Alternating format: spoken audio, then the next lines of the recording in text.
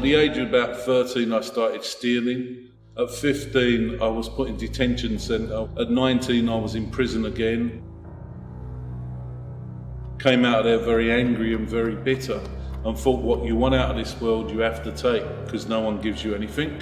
Met some guys who seemed to have everything. You know, they walked into a club and everyone stopped. And I expect I wanted that power, I wanted to have everything.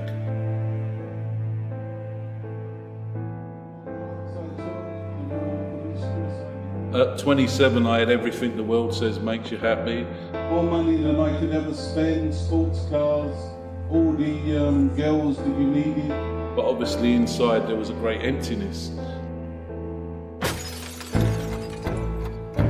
I was working a club that we part-owned in the West End of London. Ended up hitting this guy and truly thought I had killed him. And I expect the thing that triggered in me was that I didn't care. And I thought, how can I have such a life where all I'm doing is hurting people? And now I've got to the point where I don't even care.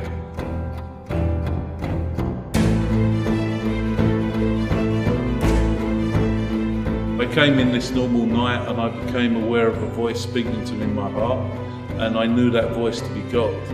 I ended up meeting a priest who told me about a retreat that was happening.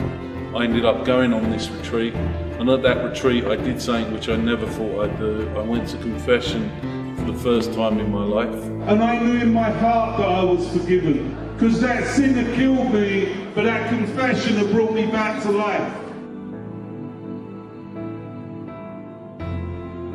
When I went to confession for that first time, I cried for 3 days. I could not stop crying because God's mercy touched my heart so deeply. And it was almost like being born again, you know. I went to confession and I didn't realise how the sin that I had committed was killing me inside. I don't believe it's possible for us to go to confession and to not be completely changed.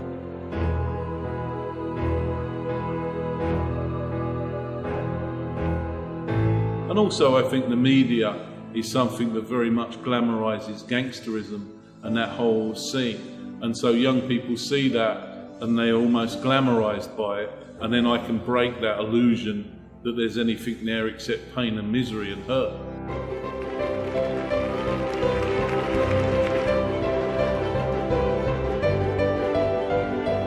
I think the young people in Stičnā would have seen that I'm very vulnerable and real, that I don't pretend that everything was glamorous or great when I was a gangster.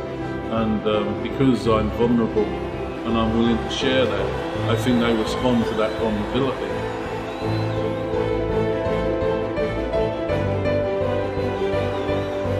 Every one of us can change people's lives. Burn for Christ and burn brightly, and never be afraid, for the darkness can never overtake the light. You are the light of Christ, and the more you open your heart to Christ, the more brightly you will burn.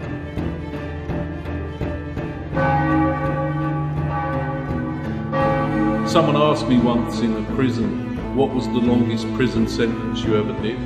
And I said 27 years without God. It's a death sentence. And I honestly believe when I lived without God, it was like I was dead, but now I'm alive.